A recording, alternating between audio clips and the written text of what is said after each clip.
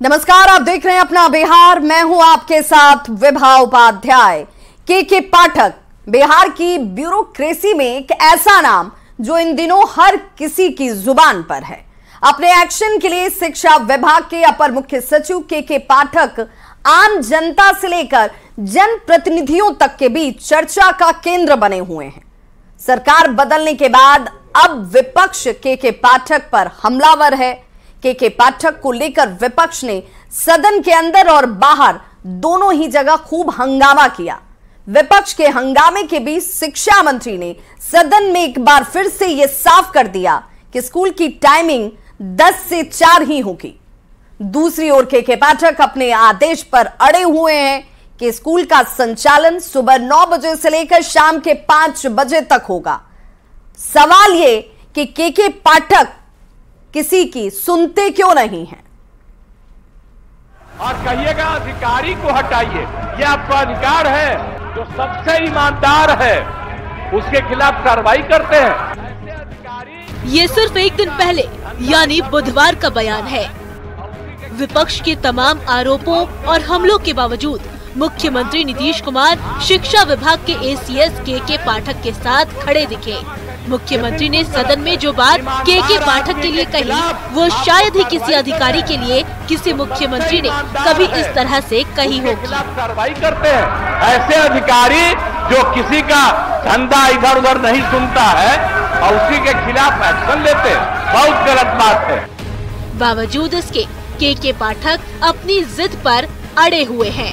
School की timing को लेकर सीएम और शिक्षा मंत्री के आदेश के बाद भी के पाठक पीछे हटने को तैयार नहीं। के पाठक ने एक बार फिर सभी डीईओ और डीपीओ के साथ किए वीसी में कहा कि हर हाल में स्कूल सुबह 9 से 5 ही चलेगा। सुबह 8:30 बजे निरीक्षी पदाधिकारी स्कूल पहुंच जाएं और 9 बजे तक स्कूल नहीं पहुंचने पर शिक्षकों पर तुरंत एक्शन लें। उनको अनुपस्थित मानते हुए वेतन कटौती की कार्रवाई करें। बुधवार की तरह गुरुवार को भी विधानसभा के अंदर और बाहर विपक्ष ने हंगामा किया। विपक्षी विधायकों ने आरोप लगाया कि के पाठक सीएम का आदेश पलट रहे हैं। कि माननीय मुख्यमंत्री ने सदन में कल घोषणा किया था, परसों भी घोषणा किया था, उसका इम्प्लीमेंटेशन नहीं हो पाया है। और जो पत्र दिया गया कई जिलों में, उसमें जो पत्र पहले वाला था उसी पत्र को उन्होंने जारी करने का काम किया है। विधानसभा में के पाठक पर कार्रवाई को लेकर विपक्ष के हंगामे का जवाब देते हुए शिक्षा मंत्री विजय चौधरी ने फिर एक बार साफ किया कि स्कूल की टाइमिंग 10 से 4 ही रहेगी। सरकार उसको जरूर देखेगी और मुख्यमंत्री की जो इस सदन में घोषणा है, सरकार उसका अनुपालन सुनिश्चित करेगी। जबकि बीजेपी विधायक नीरज बबलू ने कहा कि सीएम ने जो कहा है वही आदेश है। जो अधिकारी नहीं मानेंगे उन पर कार्रवाई होगी। एक बात स्पष्ट है, जिस तरह से माननीय मुख्यमंत्री जी कल सदन में स्पष्ट निर्देश दे चुके हैं कि 10 से 4 ही स्कूल चलेगा, तो जो अधिकारी इसको अक्षरशः पालन नहीं करेगा उन पे कार्रवाई होगी और विरोधी का काम। सवाल है कि सरकार जब के पाठक के साथ खड़ी है, खुद नीतीश कुमार के पाठक की तारीफ करते हैं, फिर के पाठक क्यों अपनी जिद पर अड़े हुए हैं? पाठक किसी की सुनते क्यों नहीं?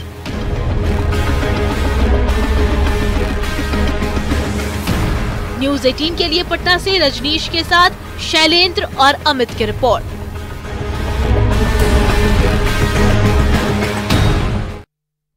और इस वक्त बड़ी खबर आ रही है के पाठक की कार्रवाई से जुड़ी हुई। जी हां, स्कूल की टाइमिंग को लेकर शिक्षकों पर एक्शन लिया गया है। के पाठक के आदेश के बाद ये बड़ी कार्रवाई की गई है, जिसमें भोजपुर डीईओ ने बड़ी कार्रवाई की है। 9:05 तक स्कूल नहीं पहुंचने के बाद शोकॉज किया गया। वेतन कटौती की कार्रवाई की शुरुआत हो चुकी है। कोइलवर के एचएम समेत शिक्षकों पर यह कार्रवाई इस वक्त हुई है। सभी का एक दिन का वेतन काट दिया गया है। 9 बजे से लेट होते ही पदाधिकारी जो है वो एक्शन लेना अब शुरू कर चुके हैं। संवाददाता रजनीश हमारे साथ इस वक्त ज्यादा जानकारी के साथ फोन लाइन पर पटना से जुड़ चुके हैं। रजनीश, मुख्यमंत्री के आदेश के इतर के पाठक अपने आदेश पर बरकरार हैं और अब कार्रवाई भी शुरू हो चुकी है, चाहे वो शिक्षक हो या हेडमास्टर हो।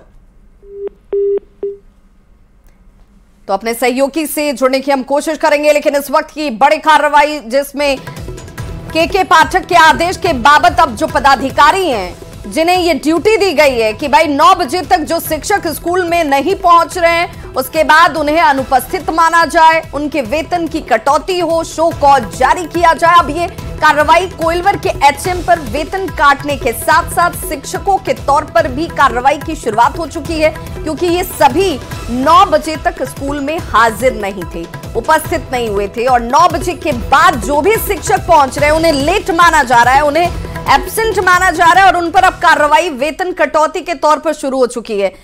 हमारे साथ संवाददाता रजनीश जुड़ चुके हैं। रजनीश, जरा ये बताइए कि मुख्यमंत्री का आदेश क्या अब भी पालन में नहीं आया है, तभी के पाठक के आदेश के अनुरूप शिक्षकों के वेतन काटे जा रहे हैं जो लेट पहुंच रहे हैं? देखिए, पिछले 3 दिन से लगातार विधानसभा में हंगामा हो रहा है और सीएम नीतीश कुमार आदेश भी दे रहे हैं। आज भी चर्चा हुई है और शिक्षा मंत्री विजय कुमार चौधरी ने कहा है।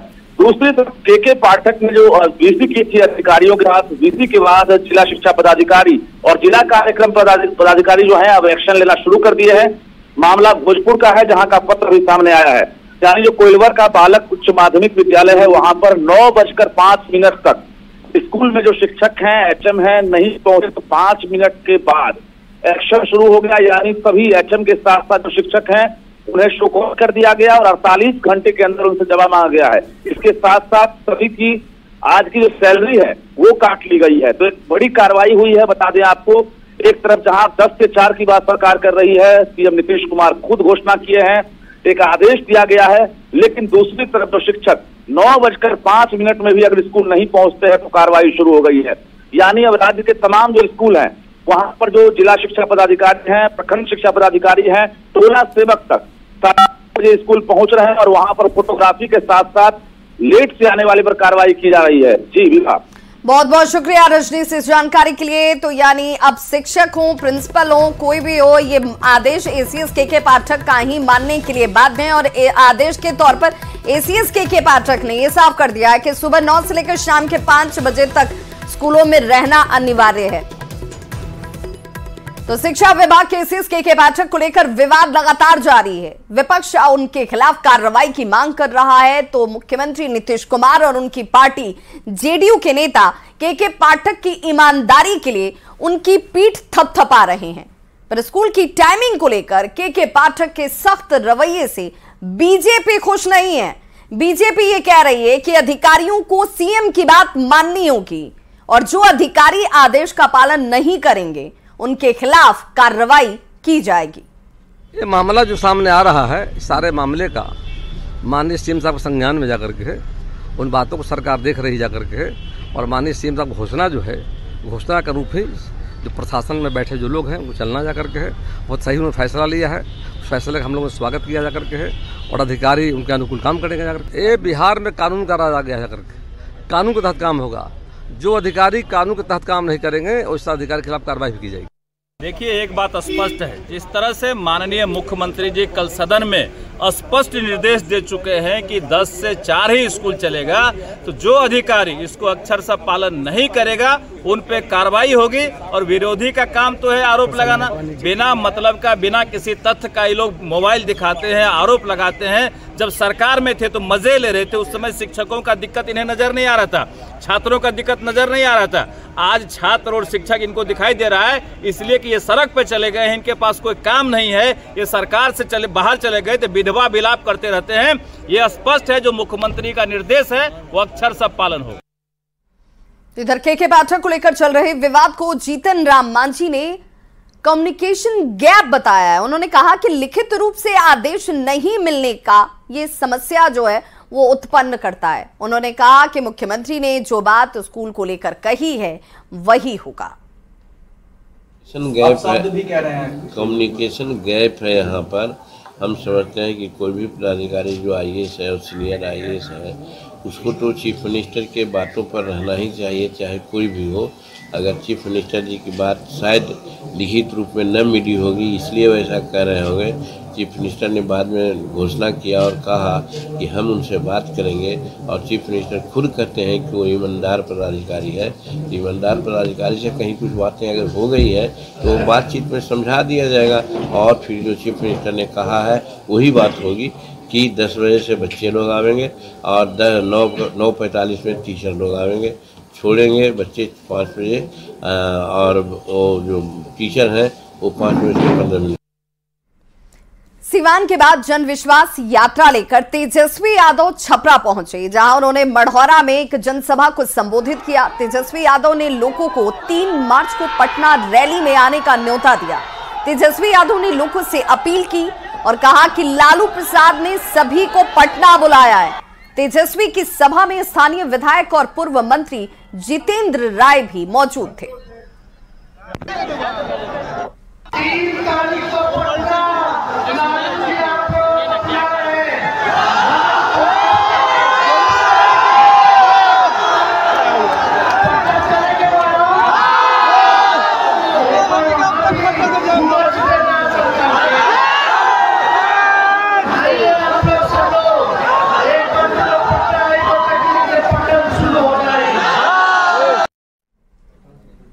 केंद्रीय मंत्री गिरिराज सिंह ने एक बार फिर लालू परिवार पर जमकर हमला बोला है। गिरिराज सिंह ने कहा कि नीतीश कुमार ने जब उनसे गठबंधन तोड़ लिया तो कह रहे हैं कि हाथ जोड़कर मेरे पास आ जाए, लेकिन नीतीश कुमार ने ही लालू प्रसाद के बेटे को राजनीतिक जीवन दिया है। गिरिराज सिंह ने हमला बोलते हुए कहा कि सिर्फ जात पात कर ये लोग सत्ता में आते हैं। 2015 में लालू प्रसाद जी के पुत्र और उनको राजनीतिक जीवन देने का काम किया था, जो वनवास में चले गए थे। उनको तो नीतीश कुमार का लॉकेट पहन करके घूमना चाहिए कि माई भी उनका, बाप भी उनका, जब रहे सत्ता से बाहर रह नहीं सकते। सत्ता केवल जातवाद करके सत्ता लेते हैं, लेकिन उसका भागीदार परिवारवाद में आ जाता है। परिवारवाद में ही वो लालू जी भी उलझे रहे, परिवारवाद में तेजस्वी जी भी उलझे रहे। एक सदन का नेता बेटा, एक सदन का नेता माँ, शायद उनको A to Z में कोई दूसरा नहीं मिला क्या? आरजेडी को माई के साथ बाप की पार्टी बताने वाले तेजस्वी यादव के बयान पर पूर्व मुख्यमंत्री और हिंदुस्तानी आवाम मोर्चा के संरक्षक जीतन राम मांझी ने तंज कसा है। उन्होंने कहा कि हो सकता है कि आगे चलकर आरजेडी बहन बहनोई और भाई भौजाई की भी पार्टी हो जाए। जीतन राम मांझी कल अपनी पार्टी की तरफ से आयोजित होने वाले कार्यक्रम की जानकारी दे रहे थे और इसी दौरान उन्होंने ये तमाम बातें कही। हो सकता है कि बहन और बहनोई की भी पार्टी भी कर सकते हैं, और भाई और भौजाई की भी पार्टी कर सकते हैं। जिनका कोई ठौरे ठिकाना नहीं है कि क्या बोल देंगे, तो फिर ये बोल रहे हैं, उसमें तवज्जो क्या देना है। राज्यसभा का चुनाव निर्विरोध जीतने के बाद नवनिर्वाचित सांसद संजय झा पटना जेडीयू कार्यालय पहुंचे, जहां उनका भव्य स्वागत किया गया।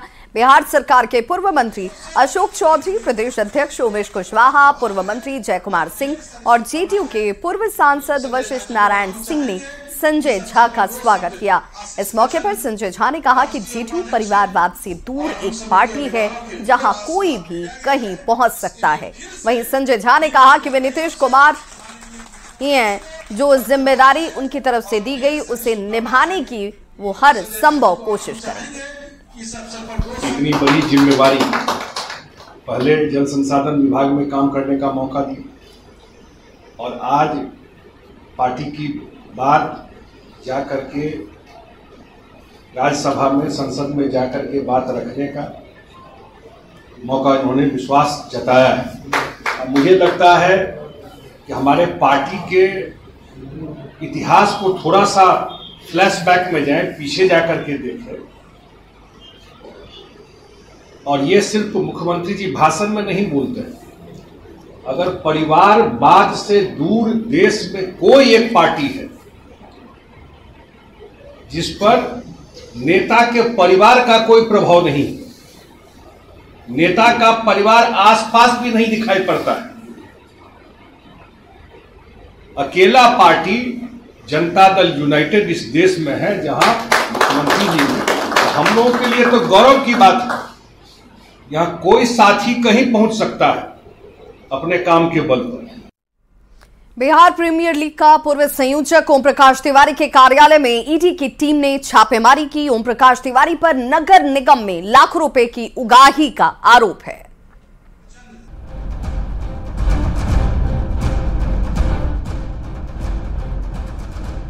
पटना के कदमकुआं थाना क्षेत्र के लोहानीपुर स्थित विंध्यवासिनी अपार्टमेंट में गुरुवार को ईडी की टीम ने रेड मारा।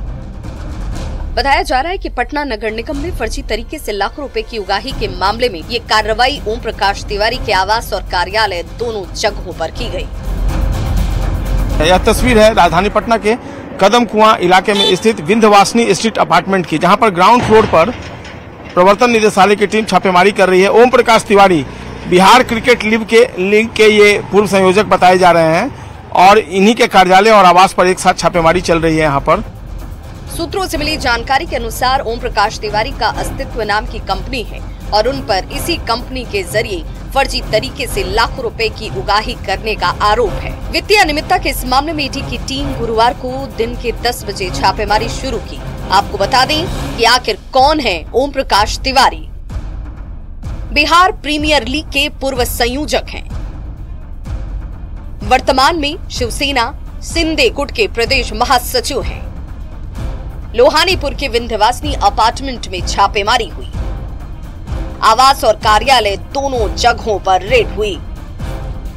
अस्तित्व नाम का कंपनी बनाकर फर्जी निकासी का आरोप है।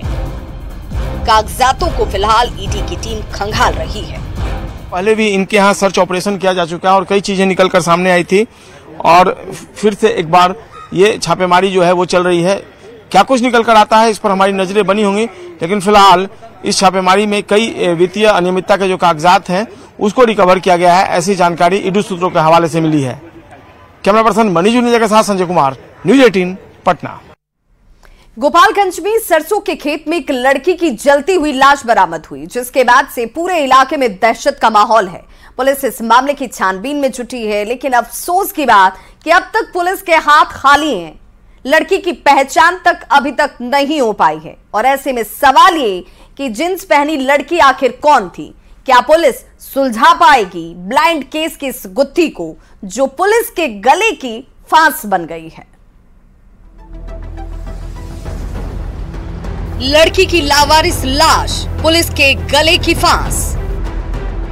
सरसों के खेत में तफ्तीश करती पुलिस खौफनाक मंजर को खामोशी भरी निगाहों से देखती भीड़ उस डरावनी वारदात की तस्दीक कर रही है, जिससे बेखौफ और बेलगाम अपराधियों ने गोपालगंज के हथुआ थाना के कोई रौली गांव में पुलिस की चुस्ती और गश्ती को चुनौती देते हुए स्याह रात के सन्नाटे में अंजाम दिया है, जिसका खुलासा सूर्य की पहली रोशनी के साथ ही हुआ।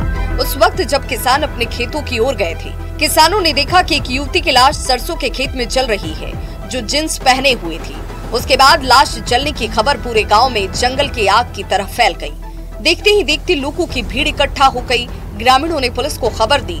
सूचना मिलते पुलिस मौके पर पहुंची और छानबीन करने में लग गई।